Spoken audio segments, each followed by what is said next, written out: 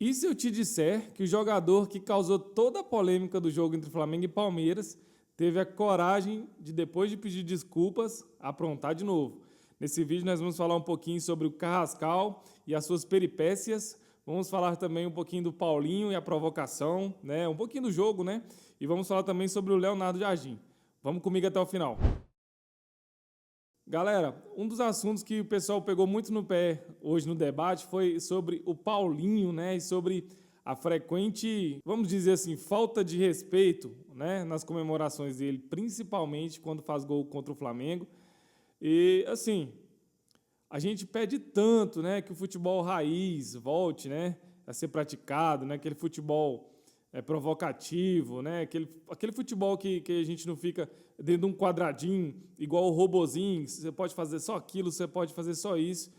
E a gente pede tanto isso, e aí quando tem um jogador que é um pouquinho mais rebelde, né? Um pouquinho mais fora da casinha, aí o pessoal vem criticar, não, que ele não poderia ter feito isso, que ele não deveria, né, ter mandado a torcida calar a boca e tudo. Quantas vezes o torcedor flamenguista viu o Gabriel Barbosa fazer gols, estádios afora pelo Brasil e fazer gestos como esse e acharam uma maravilha, né?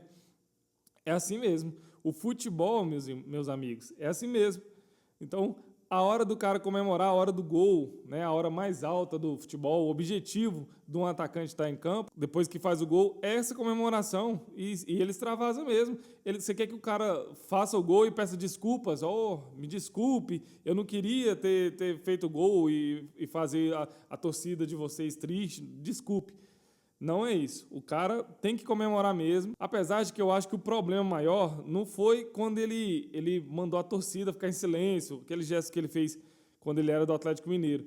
Eu acho que a coisa pegou mesmo na hora que ele fez isso em direção ao banco de reservas, né, do Flamengo.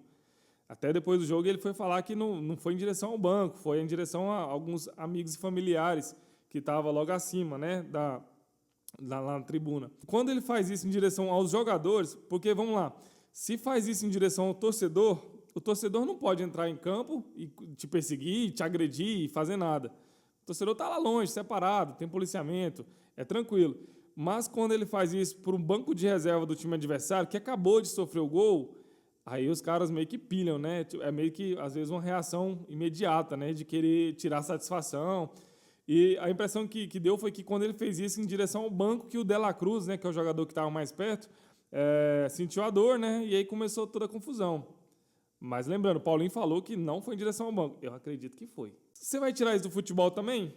Daqui a pouco você vai implementar um pedido de desculpas quando chegar uma falta mais ríspida. Ô, meu amigo, me desculpe. Porque se ele não pedir desculpa, o juiz dá um cartão amarelo.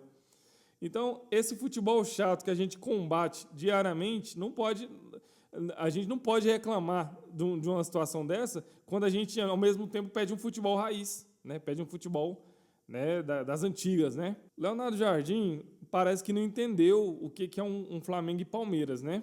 Ainda mais nessa disputa ponto a ponto ali para quem fica na primeira colocação, quem ganha o título brasileiro. Parece que ele não entendeu também o tamanho da força do elenco do Palmeiras. O Carrascal fez a burrice dele, que todo mundo está cansado de ouvir falar sobre isso hoje. Apesar disso, o Leonardo Jardim meio que achou que poderia vencer o Palmeiras com um jogador a menos de qualquer jeito. Não vencer ele num contra-ataque furtivo, time lá atrás. Não, ele achou que poderia vencer propondo o jogo com uma marcação pressão alta com um jogador a menos. Até demorou muito o Palmeiras, quando ficou com um a mais, reagir, né, sair para o jogo. Demorou 20 minutos para a primeira finalização do Palmeiras, depois da expulsão, e foi o gol, né, o gol do Flaco Lopes. Então, mesmo assim, mesmo perdendo de 1-0 com um jogador a menos, teve a coragem de tirar o Everton Araújo, que era o carregador de piano, e colocar o Bruno Henrique. A gente entende que, para ele queria a vitória a qualquer custo. Tá tudo bem, mas ele deveria, quem sabe, pensar uma melhor forma de fazer isso sem deixar o time tão exposto. Quem sabe segurar mais um pouquinho, esperar um contra-ataque, mais no final do jogo para conseguir um empate e posteriormente uma vitória, quem sabe. Mas o que ele não podia era entregar de bandeja o jogo. Porque qual que é a dificuldade que o Palmeiras vem tendo ao longo de algumas partidas aí, que a torcida vem reclamando?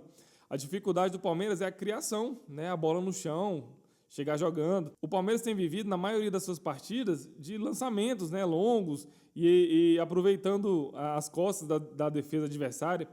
Só que o Leonardo Jardim parece que não se ligou. E o que o Leonardo Jardim fez? Ele deixou a avenida, deixou o meio de campo todo livre, todo aberto.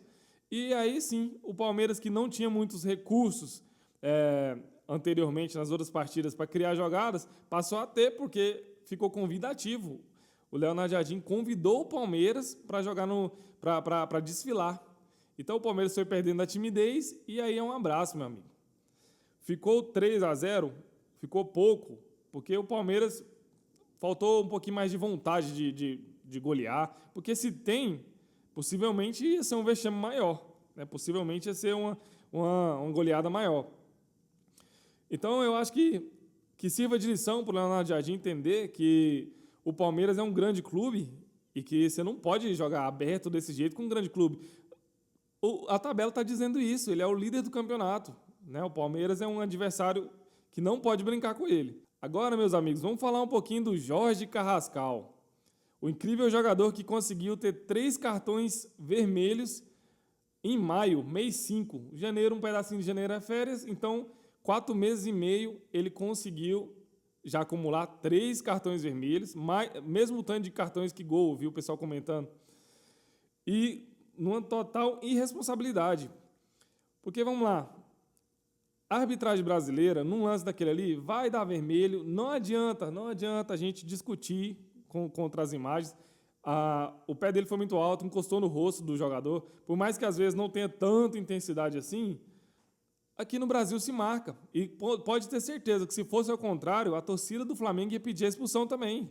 A gente tem que parar com esse negócio de clubismo. Se fosse ao contrário, a torcida do Flamengo também ia pedir a expulsão.